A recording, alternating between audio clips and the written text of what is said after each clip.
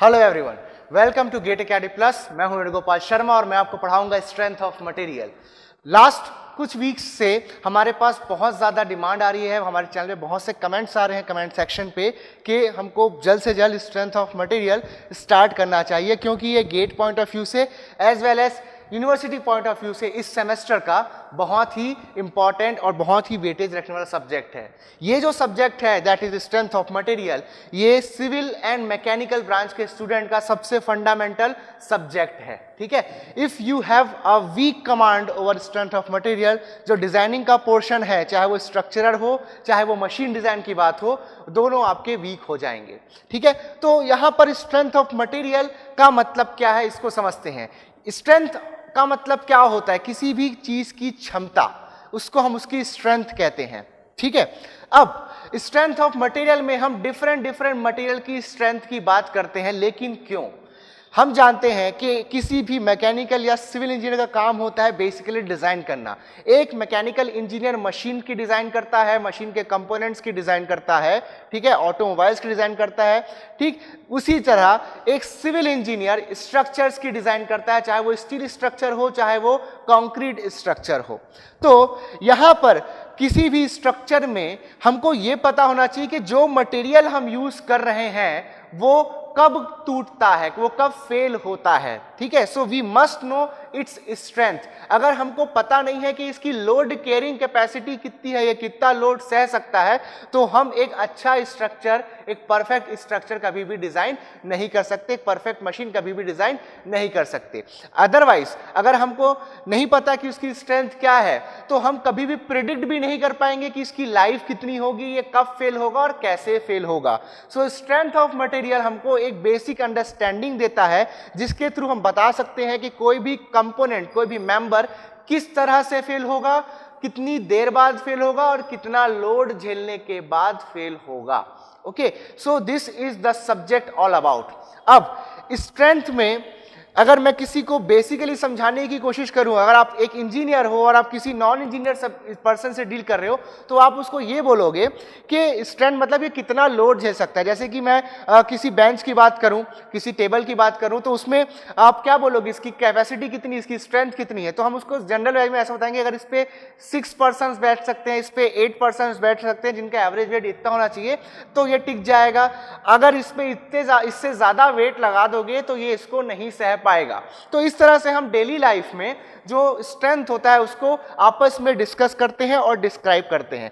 लेकिन जब हम इंजीनियरिंग लेवल पे आते हैं तो स्ट्रेंथ को हम लोड के टर्म्स में ना बता करके उसे एक डिफरेंट टर्म्स में रिप्रेजेंट करते हैं, दैट इज स्ट्रेस। ठीक है, स्ट्रेस के टर्म्स में हम स्ट्रेंथ को डिनोट करते हैं।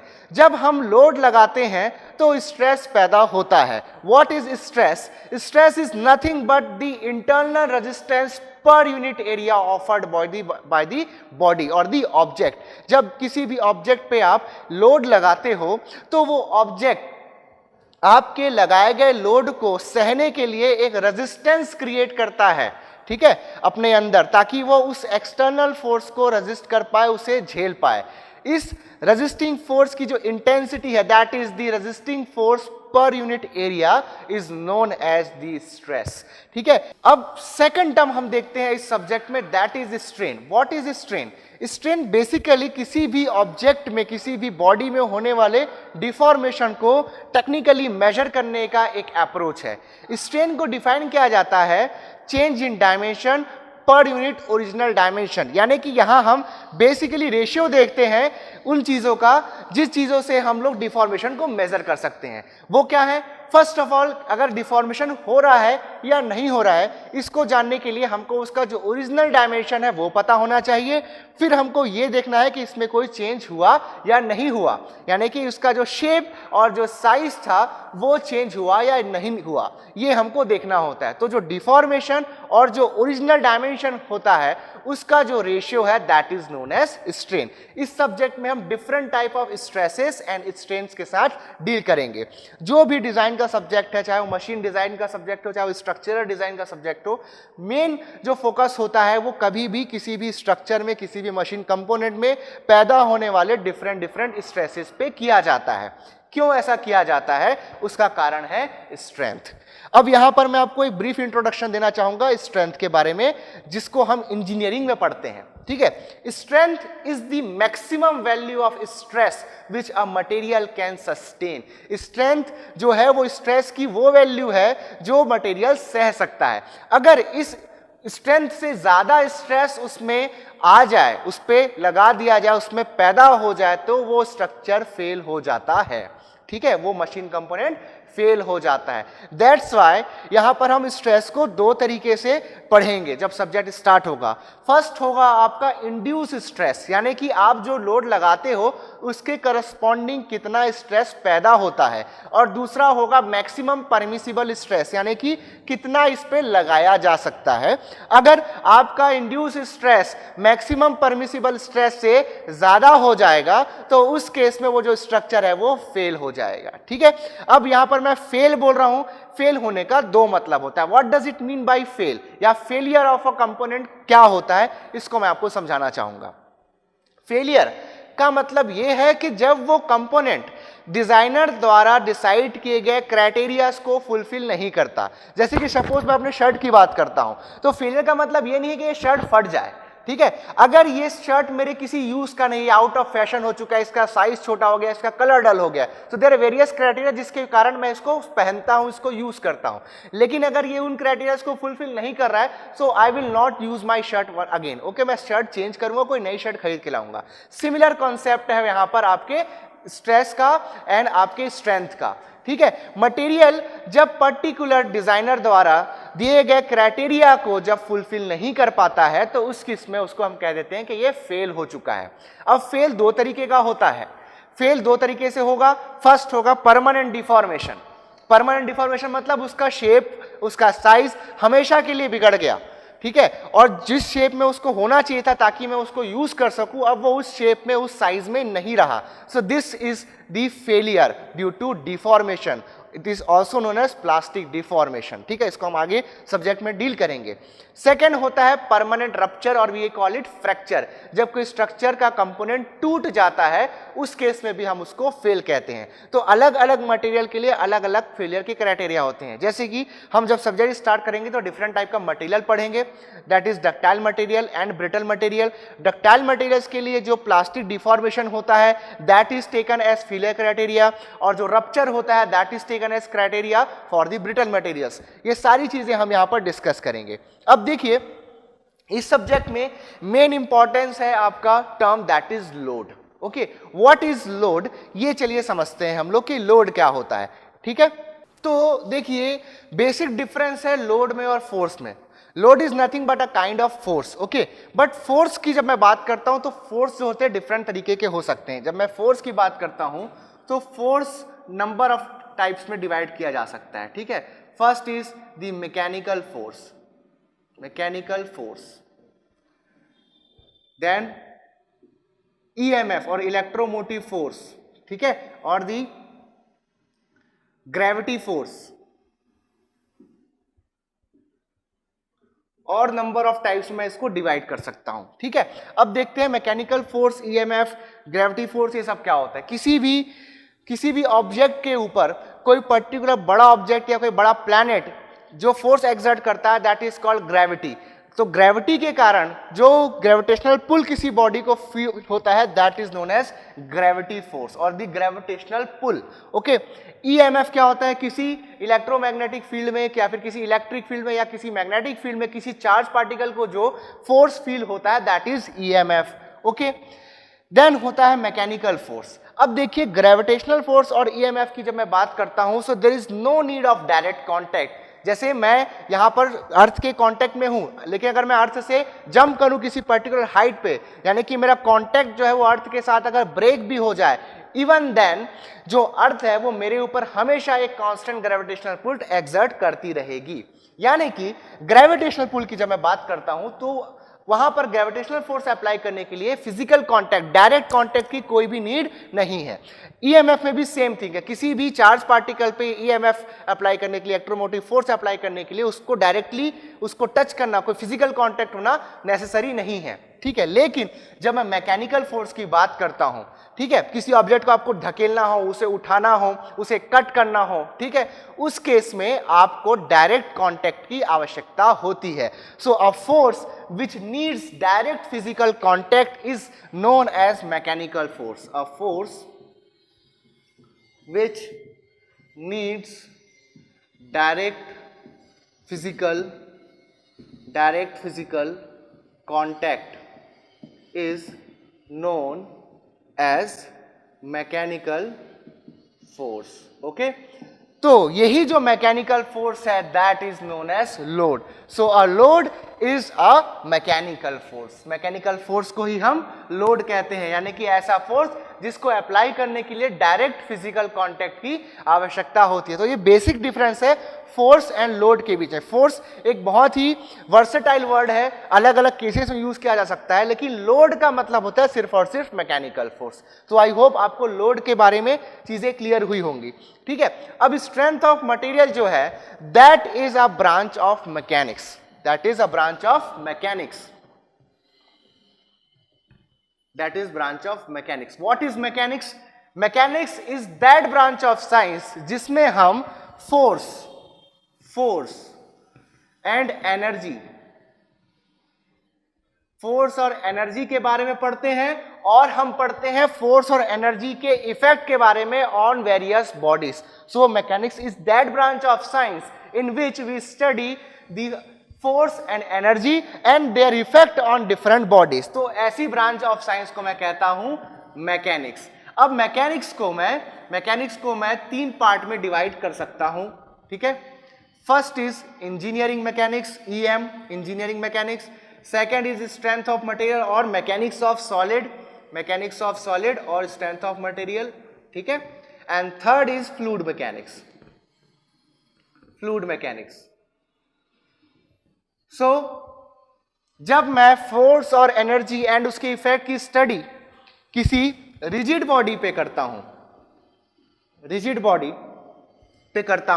तो जो सब्जेक्ट बनता है that is called engineering mechanics. So engineering mechanics is nothing but study of force and energy and their effect on a rigid body. Rigid body क्या होता है? रिजिड बॉडी एक कंप्लीटली हाइपोथेटिकल बॉडी है, पहली बात. ठीक है, यानी कि ये बॉडी इन नेचर एग्जिस्ट नहीं करती है. रिजिड बॉडी ऐसी बॉडी को कहा जाता है जो थोड़ा बहुत भी डिफॉर्म नहीं होते. There is no deformation regardless of the magnitude of load और फोर्स. ओके, कितना भी फोर्स लगा लो, कितना भी इस पे प्रेशर अप्लाई कर लो, कुछ भी कर लो, इसका जो डायमेंशंस है, इसका जो शेप एंड साइज है वो चेंज नहीं होता. ऐसी बॉडी को कहते हैं हम रिजिड बॉडी. और हम जानते हैं नेचर में ऐसी कोई भी बॉडी नहीं है जिसको डिफॉर्म नहीं किया जा सके. सो this is a hypothetical body. तो भाई अगर ये हाइपोथेटिकल बॉडी पे कंसंट्रेटेड सब्जेक्ट है तो ये इतना इंपॉर्टेंट क्यों है? इंजीनियरिंग मैकेनिक्स इतना इंपॉर्टेंट क्यों है हमारे लिए?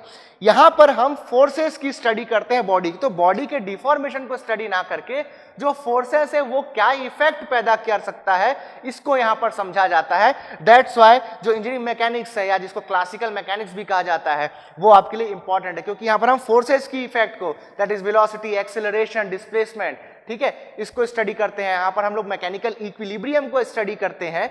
ठीक, तो सिर्फ फोर्सेस की स्टडी की जाती है और उनके इफेक्ट की जाती है. यहां पर जो डिफॉर्मेशन होता है उसकी स्टडी नहीं की जाती है. ठीक, अब जब मैं बात करता हूं स्ट्रेंथ ऑफ मटेरियल की, तो यहां पर जो बॉडी होती है दे आर रियल बॉडीज और they are deformable bodies. Okay, deformable bodies. So deformable body क्या होगा? ऐसी बॉडी जिसपे अगर मैं फोर्स लगाऊं तो वो डेफिनेटली उसका शेप साइज चेंज होगा, वो डिफॉर्मेशन देगा. तो ऐसे बॉडी को मैं डिफॉर्मेबल बॉडीज बोलता हूं. ठीक है, कुछ बुक्स में आपको मिलेगा एक term that is known as resistant body. ठीक है, व्हाट इज रेजिस्टेंट बॉडी?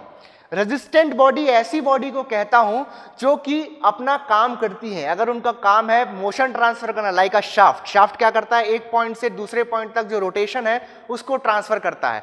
तो वो अपना जो उनको दिया गया जो काम है, चाहे वो लोड कैरी करना हो लाइक कॉलम या मोशन ट्रांसफर करना हो लाइक शाफ्ट, तो अपना काम वो करती हैं. लेकिन इस मोशन को या इस लोड को ट्रांसमिट करते समय, बियर करते समय वो एक कंसीडरेबल डिफॉर्मेशन देती है।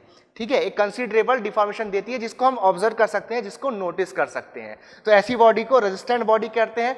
Resistant body is nothing but a kind of deformable body. ठीक है, now we talk about fluid mechanics. Fluid mechanics हम जानते हैं क्या होता है, this is the study of fluid. ठीक है, तो यह भी एक तरीके की डिफॉर्मेबल बॉडी होती है fluid, but the deformation in case of fluid is continuous. So this is study of force and energy, study of force and energy and their effect on fluid is known as fluid mechanics, where fluid is a substance which is deforming continuously under action of a force. ठीक है, deforms continuously, and अगर force को हटा भी लिया जाए तब भी इसका डिफॉर्मेशन कंटिन्यू रहता है, वापस अपने ओरिजिनल स्टेट पे नहीं आती है। सो फ्लूइड को हम बोल सकते हैं a substance with zero memory. अगर एक बार आप उसको ढकेल दिए, उसको आप गिरा दिए, उस पर अगर आप फोर्स एक्सर्ट कर दिए तो वो कंटिन्यूअसली डिफॉर्म होती चली जाती है, वापस अपने इनिशियल स्टेट पे कभी नहीं आती है। लेकिन सॉलिड में ये चीज नहीं होती है। सॉलिड में ऐसा होता है कि जब आप डिफॉर्म करते हो तो वो वापस अपने शेप में आने की कोशिश करता है। तो यहां पर हम देखेंगे सॉम में दो तरह के मटेरियल्स। ठीक है, one will be elastic and plastic. ठीक है, और डिफॉर्मेशन का भी दो क्राइटेरिया होगा, दैट इज इलास्टिक डिफॉर्मेशन, ठीक है, एंड प्लास्टिक डिफॉर्मेशन। यहां पर हमारे सब्जेक्ट का जो स्कोप है that is focused on elastic deformation, और हम थ्योरी ऑफ इलास्टिसिटी को यहां पर फॉलो करेंगे। यहां थ्योरी ऑफ प्लास्टिसिटी जो हम आगे पढ़ेंगे कि क्या होती हैं दो थ्योरीज, उसको हम फॉलो नहीं करेंगे। ठीक है, थ्योरी ऑफ प्लास्टिसिटी यहां पर हम लोग स्टडी नहीं करते हैं, यानी कि हम जो भी स्टडी करेंगे, जो भी स्ट्रेसेस का जो अभी हम लोग एनालिसिस करेंगे, स्टडी करेंगे, वो सभी इलास्टिक जोन के अंदर होंगी। What is elastic and what is plastic deformation? अगर किसी भी सब्सटेंस को, किसी भी मैं मटेरियल को अगर खींचता हूं या दबाता हूं या कोई भी उस तरह पे किसी भी तरीके का उस पर फोर्स लगाता हूं, मैं उसको डिफॉर्म करता हूं मैं, तो अगर ये डिफॉर्मेशन लोड हटाने के बाद कंप्लीटली वैनिश हो जाता है, गायब हो जाता है, तो ऐसे डिफॉर्मेशन को मैं बोलता हूं इलास्टिक डिफॉर्मेशन। ठीक है, और जिस लोड की लिमिट तक या जिस स्ट्रेस की लिमिट तक मटेरियल ये बिहेवियर देता है, यानी कि लोड हटाया और डिफॉर्मेशन गायब, तो इसको बोलते हैं इलास्टिक लिमिट। लोड की या स्ट्रेस की वो वैल्यू जिस तक ये मटेरियल ये बिहेवियर कंटिन्यू करेगा, उस वैल्यू को बोलते हैं इलास्टिक लिमिट। ओके, सो ऐसा डिफॉर्मेशन जो इलास्टिक लिमिट के अंदर होगा that is called elastic deformation. Elastic deformation के बाद की जो वैल्यू होती है that is called plastic deformation, यानी कि लोड किसी भी सब्सटेंस पे, किसी भी मटेरियल पे आप इतना लोड लगा दो कि वापस अपने पुराने शेप में वो ना जा पाए, तो ऐसे केस में जो डिफॉर्मेशन होता है उसे प्लास्टिक डिफॉर्मेशन कहते हैं। इलास्टिक डिफॉर्मेशन जो होता है वो टेम्पररी होता है, लोड हटाने पे गायब हो जाता है, और प्लास्टिक डिफॉर्मेशन जो होता है वो परमानेंट होता है। लोड आप हटा भी दोगे तो मटेरियल अपने या तो बिल्कुल भी रीगेन नहीं कर पाएगा अपने ओरिजिनल शेप एंड साइज को, या पार्शियली रीगेन कर पाएगा लेकिन कंप्लीटली रीगेन नहीं कर पाएगा। ऐसे केस में डिफॉर्मेशन को प्लास्टिक डिफॉर्मेशन कहते हैं। सो this is the basic introduction of the strength of material. Okay, और इसके बारे में हम डिटेल में पढ़ेंगे जब हम हमारा जो डिफरेंट मॉड्यूल्स हैं वो जब स्टार्ट करेंगे। तो यहाँ डिफरेंट मॉड्यूल्स में हम क्या क्या पढ़ने वाले हैं वो एक बार आपको मैं ब्रीफ में बता देता हूँ। तो सबसे पहला हमारा जो मॉड्यूल होगा दैट इज मॉड्यूल 1। मॉड्यूल 1 में हम पढ़ेंगे स्ट्रेस एंड स्ट्रेन के बारे में। ठीक है, स्ट्रेस स्ट्रेन में हम सबसे पहले देखेंगे सिंपल स्ट्रेस एंड स्ट्रेन के बारे में, जिसमें हम पढ़ेंगे सिंपल स्ट्रेस स्ट्रेन के टाइप्स। ठीक, उसके बाद हम पढ़ेंगे जो इलास्टिक कांस्टेंट्स होते हैं लाइक ई, के, जी, म्यू, ये हम देखेंगे। इनके बीच जो रिलेशनशिप्स हैं वो हम देखेंगे। देन हम देखेंगे different kind of members, that is members in series and members in parallel. हम फिर देखेंगे स्टैटिकली इनडिटर्मिनेट स्ट्रक्चर क्या होता है, स्टैटिकली इनडिटर्मिनेट मेंबर्स क्या होते हैं, ये हम देखेंगे। उसमें भी हम सीरीज एंड पैरेलल कॉम्बिनेशंस को डिस्कस करेंगे। ठीक है, इसके बाद हम इसमें देखेंगे deformation due to self weight. Okay, इसमें हम डिफरेंट शेप्स एंड साइज के जो मेंबर्स होते हैं वो अपने खुद के वेट के कारण कितना डिफॉर्मेशन देते हैं ये देखेंगे। उसके बाद इसमें हम पढ़ेंगे इसी मॉड्यूल में थर्मल स्ट्रेसेस के बारे में, यानी कि जब किसी भी कंपोनेंट का टेम्परेचर चेंज किया जाएगा तो स्ट्रेस जनरेट होगा या नहीं होगा, और अगर होगा तो कितना जनरेट होगा ये हम यहां पर डिस्कस करेंगे। इसके साथ ही जो ये मॉड्यूल है that is our module number 1 वो खत्म हो जाएगा। इसके बाद हम देखेंगे मॉड्यूल 2। मॉड्यूल 2 में हम पढ़ेंगे प्रिंसिपल स्ट्रेस एंड स्ट्रेन के बारे में, जिसे कॉम्प्लेक्स स्ट्रेसेस भी कहा जाता है। यहां पर हम देखेंगे कि प्रिंसिपल स्ट्रेस क्या होता है, प्रिंसिपल स्ट्रेन क्या होती है, और पढ़ेंगे कि प्रिंसिपल प्लेन क्या होता है। ठीक है, फिर हम लोग यहाँ पर axial loading, biaxial loading and triaxial loading के बारे में पढ़ेंगे। हम stress as a tensor quantity को और डिटेल में स्टडी करेंगे। ठीक है, हम जो डिफरेंट प्लेन्स पे, अलग अलग ऑब्लिक प्लेन पे normal stress and shear stresses के रिलेशन क्या होते हैं वो देखेंगे। एंड बाई एक्सियल लोडिंग में लाइक एंड अनलाइक स्ट्रेसेस के केसेस में किस तरह से न्यूमेरिकल्स को सॉल्व किया जाता है हम वो देखेंगे। फिर यहां पर हम देखेंगे बहुत ही इंपॉर्टेंट टॉपिक जो कि यूनिवर्सिटी के एग्जाम्स के लिए काफी स्कोरिंग है, और GATE and IES as well as SSC के एग्जाम्स में भी ये बहुत ज्यादा वेटेज रखता है, that is Mohr circle. Mohr circle के थ्रू हम लोग बाई एक्सियल लोडिंग के केसेस में जो कॉम्प्लेक्स स्ट्रेसेस हैं उनको एनालाइज करते हैं, और ये एक ग्राफिकल अप्रोच होता है। इसको हम देखेंगे कि किस तरह से डिफरेंट केसेस में मोहर सर्कल ड्रॉ किया जाता है। ठीक है, फिर हम देखेंगे प्रिंसिपल स्ट्रेन के बारे में एंड ऑब्लिक प्लेन्स पे नॉर्मल एंड शेयर स्ट्रेन की कैलकुलेशंस हम देखेंगे, और इसके साथ ही जो ये मॉड्यूल है वो भी हमारा खत्म हो जाएगा।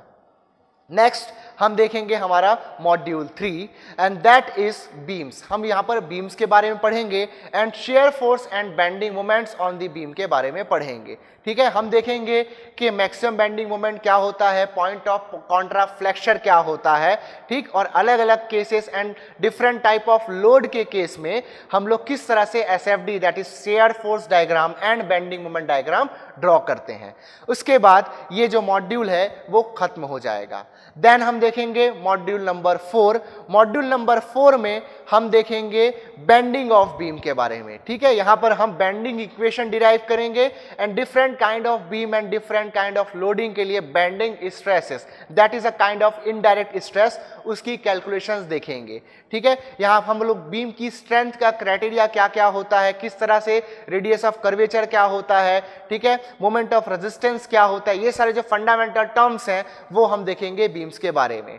देन हम इसी मॉड्यूल में पढ़ेंगे shear stress on a beam. ठीक, जिसमें हम डिफरेंट बीम्स के लिए, चाहे वो सिंपली सपोर्टेड बीम हो, चाहे वो कैंटिलीवर बीम्स हो, चाहे वो ओवरहैंगिंग बीम्स हो, उनके लिए हम shear stress in beams calculate करेंगे। ठीक है, इस जो टॉपिक की बात कर रहा हूं मैं that is shear stress in beam, इसको transfer shear stress in beams के नाम से भी जाना जाता है। इसके बाद हमारा जो बीम वाला पोर्शन है वो कंप्लीट हो जाएगा। देन हम पढ़ेंगे टॉर्शन इन शाफ्ट्स, हम शाफ्ट्स के बारे में पढ़ेंगे। ठीक है, तो नेक्स्ट मॉड्यूल हमारा होगा शाफ्ट पे।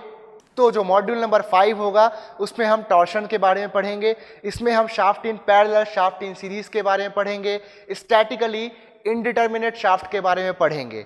ठीक है, और यहाँ पर जो हमारा टॉर्शन का मॉड्यूल है वो खत्म हो जाएगा। ठीक, देन हम नेक्स्ट मॉड्यूल नंबर 6 में पढ़ेंगे स्प्रिंग्स के बारे में।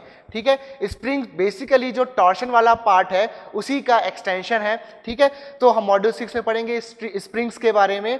देन हम हमारा next module that is module number 7 start करेंगे। मॉड्यूल नंबर 7 जो होगा वो गेट आईईएस के लिए बहुत ज़्यादा इंपॉर्टेंट है। साथ ही साथ जो यूनिवर्सिटी के स्टूडेंट्स हैं उनका जो सबसे टफेस्ट सब्जेक्ट होता है, सबसे टफेस्ट जो पोर्शन होता है मॉस का, वो ये पोर्शन होगा that is combined bending and torsion. यहां पर हम लोग बेंडिंग और टॉर्शन का कंबाइंड इफेक्ट देखेंगे बीम्स और शाफ्ट में। ठीक है, और यहां पर हम देखेंगे कि किस तरह से maximum stresses and maximum shear stresses generate होते हैं बीम्स में एंड शाफ्ट में जब उस पर बेंडिंग एंड टॉर्शन एक साथ किया जाता है। तो इसके लिए हम डिफरेंट फॉर्मूले भी देखेंगे। इसके साथ साथ यहां पर that is combined bending and torsion, इसमें हम लोग जो Mohr circle and principal stress strain का जो कंसेप्ट है वो लगा करके जो आईईएस एंड गेट के क्वेश्चंस होते हैं उसका एक एग्जामिनेशन करेंगे और समझेंगे कि कैसे ये जो फ्यूजन है बेंडिंग एंड टॉर्शन का उसको हम लोग Mohr circle and principal stress strain के कंसेप्ट से हम स्टडी करते हैं। उसके साथ ही हमारा ये मॉड्यूल खत्म हो जाएगा। देन हम स्टार्ट करेंगे हमारा module number 8 which is also a very important topic. साथ ही साथ ये जो टॉपिक है ये स्ट्रेंथ ऑफ मटेरियल और मशीन डिजाइन में कॉमन टॉपिक है। ये टॉपिक है हमारे थ्योरी ऑफ फेलियर्स, जहां हम देखेंगे different type of material, that is ductile materials and brittle materials के लिए different type of theory of failures. हम 5 थ्योरी ऑफ फेलियर्स के बारे में यहाँ पढ़ेंगे और उसको किस तरह से यूज किया जाता है, वो क्या कहते हैं, उनका क्राइटेरिया क्या है, ये सभी हम यहाँ पर डिस्कस करेंगे। उसके साथ ही हमारा ये मॉड्यूल जो है वो खत्म हो जाएगा। देन हम स्टार्ट करेंगे हमारा मॉड्यूल नंबर 9। मॉड्यूल नंबर 9 में हम पढ़ेंगे कॉलम्स के बारे में। ठीक है, हम देखेंगे कि कॉलम किस तरह से फेल होता है और कॉलम किस तरह से एक बीम से डिफरेंट है। यहां पर मैं बताना चाहूंगा, जो बीम होता है किसी भी स्ट्रक्चर में, beam is a horizontal component of the structure, ठीक है, लेकिन जो कॉलम है वो वर्टिकल या इंक्लाइंड कंपोनेंट को भी कहा जा सकता है। ठीक, सो this is the basic difference between beams and column, जिसको हम वहां पर और डिटेल में देखेंगे and different condition of the column देखेंगे जो स्ट्रक्चर्स में यूज की जा सकती है। यहां पर हम पढ़ेंगे Euler's theory of column and Rankine's theory of column. हम देखेंगे column subjected to eccentric loading, ठीक है, हम कर्नल ऑफ द सेक्शन देखेंगे यहां पर, और यहां पर कॉलम्स को बहुत ही अच्छी तरीके से खत्म किया जाएगा ताकि यूनिवर्सिटी के स्टूडेंट्स का भी जो सिलेबस है वो भी कंप्लीटली कवर हो, साथ ही साथ जो गेट और आईएएस के एस्पिरेंट्स हैं उनका भी पूरा सिलेबस कवर हो जाए। तो यहां पर हमारा ये मॉड्यूल भी खत्म हो जाएगा। देन हम स्टार्ट करेंगे हमारा मॉड्यूल नंबर 10। मॉड्यूल नंबर 10 हम पढ़ेंगे प्रेशर वेसल्स के बारे में, that is thin cylindrical pressure vessels. तो जो थिन सिलेंडर का जो टॉपिक है वो गेट और आईएएस में आता है, ठीक है, तो हम उसको गेट और आईएएस के लेवल तक ले जाकर के पढ़ेंगे। हम देखेंगे वहां पर हुप स्ट्रेस क्या होता है, वहां लॉन्गिट्यूडनल स्ट्रेस के बारे में देखेंगे हम, जो कि एक सिलेंडर में या फिर एक स्फेरिकल प्रेशर वेसल में जनरेट होता है। फिर हम देखेंगे कि किस तरह से हम किसी प्रेशर वेसल की स्ट्रेंथ को इंप्रूव कर सकते हैं, उसके जो आइडियाज हैं वो हम देखेंगे, that is wire bound cylinders, ठीक है, ये हम वहां पर देखेंगे। उसके साथ ही साथ हम जो थिन सिलेंडर्स हैं उसका एग्जामिनेशन करेंगे using concept of complex stresses and Mohr circle, ठीक है, ताकि जो गेट एंड आईएएस लेवल के क्वेश्चन है वो भी हमारे साथ कोप अप हो जाए। ठीक है, इसके साथ साथ इस सेगमेंट में हम पढ़ेंगे थिक प्रेशर वेसल, जो कि मोस्टली आपके आईएएस के कन्वेंशनल पेपर में और जो यूनिवर्सिटी एग्जाम्स है उस पर बहुत ज्यादा वेटेज रखते हैं। उसके साथ हमारा ये जो मॉड्यूल है जिसमें हम प्रेशर वेसल्स के बारे में पढ़ेंगे वो भी खत्म हो जाएगा। देन हम हमारा नेक्स्ट मॉड्यूल स्टार्ट करेंगे। देन हम स्टार्ट करेंगे हमारा मॉड्यूल 11। मॉड्यूल 11 में हम पढ़ेंगे डिफ्लेक्शन ऑफ बीम, जिसमें हम different type of beam and different type of loading के केसेस में देखेंगे कि डिफ्लेक्शन की वैल्यू क्या होती है, बीम कितना अपने ओरिजिनल पोजीशन से नीचे या ऊपर जाता है। ठीक है, हम समझेंगे कि व्हाट इज डिफ्लेक्शन, ये हम उस मॉड्यूल में देखेंगे एंड डिफरेंट मेथड्स देखेंगे डिफ्लेक्शन को फाइंड आउट करने के लिए, जैसे कि हम देखेंगे डबल इंटीग्रेशन मेथड, हम देखेंगे मैक्वेलिस मेथड, साथ साथ देखेंगे मोमेंट एरिया मेथड, ठीक है, and conjugate beam method. Then हम पढ़ेंगे यहाँ पर concept of strain energy. Strain energy को यहाँ पर मैं आपके सामने इंट्रोड्यूस करूंगा। हो सकता है स्ट्रेन एनर्जी का कंसेप्ट हम पहले के मॉड्यूल में भी कुछ जगह पढ़ेंगे जहां पर हमको उसकी जरूरत होगी। स्ट्रेन एनर्जी पढ़ने के बाद हम देखेंगे स्ट्रेन एनर्जी इन बीम्स, ठीक है, in bending, and then strain energy in torsion, and then हम स्ट्रेन एनर्जी से डील करने वाला एक मेथड देखेंगे, दैट इज कास्टिग्लिआनो थ्योरम, जिसके थ्रू हम स्ट्रेन एनर्जी के कंसेप्ट से किसी भी बीम का डिफ्लेक्शन फाइंड आउट कर सकते हैं। और यहां पर हमारा मॉड्यूल नंबर 11 भी खत्म हो जाएगा। देन हम देखेंगे मॉड्यूल नंबर 12। मॉड्यूल नंबर 12 में हम पढ़ेंगे fix beams and continuous beams के बारे में। फिक्स बीम्स ऐसे बीम्स को कहते हैं जिनके बोथ एंड्स जो है वो फिक्स्ड होते हैं, ठीक है, रिजिडली फिक्स्ड होते हैं, ऐसे बीम्स को हम फिक्स बीम कहते हैं। साथ ही साथ कंटिन्यूअस बीम्स ऐसे बीम्स को कहते हैं जिसमें 2 से ज्यादा सपोर्ट्स हम यूज करते हैं, ठीक है। फिर हम देखेंगे प्रॉप्ड बीम्स के बारे में, और यहां पर जो fix beam and continuous beam का जो मॉड्यूल है दैट इज मॉड्यूल नंबर 12, वो भी फिनिश हो जाएगा। देन हम स्टार्ट करेंगे मॉड्यूल नंबर 13, जिसमें हम पढ़ेंगे कर्व बीम्स के बारे में, जिसमें हम चेन लिंक्स के बारे में, क्रेन हुक्स के बारे में एंड डिफरेंट कर्व बार में होने वाले बेंडिंग स्ट्रेसेस की कैलकुलेशन करेंगे, ठीक है। देन हम पढ़ेंगे हमारा मॉड्यूल नंबर 14, जिसमें हम देखेंगे अनसिमेट्रिकल बेंडिंग के बारे में। हमने जो पहले बेंडिंग पढ़ा हुआ था वो सिमेट्रिकल बेंडिंग के नाम से भी जाना जाता है। अनसिमेट्रिकल बेंडिंग में जो बेंडिंग होती है वो सिमेट्रिकल प्लेन्स के अबाउट ना होकर के जब लोड किसी डिफरेंट प्लेन में एक्ट कर रहा होता है तब हमें जो बेंडिंग मिलती है that is known as unsymmetrical bending. तो उसको भी हम देखेंगे, वहां भी जो भी रिक्वायर्ड हमको डेरिवेशंस हैं, न्यूमेरिकल्स हैं, वो हम करेंगे। और इसके साथ हमारा स्ट्रेंथ ऑफ मटेरियल का कंप्लीट पैकेज जो है, कंप्लीट जो सीरीज है वो खत्म हो जाएगी। सो आई होप आप इसके लिए बहुत ही एक्साइटेड होंगे। सो आई होप आप आने वाले वीडियो लेक्चर्स के लिए बहुत ही एक्साइटेड होंगे।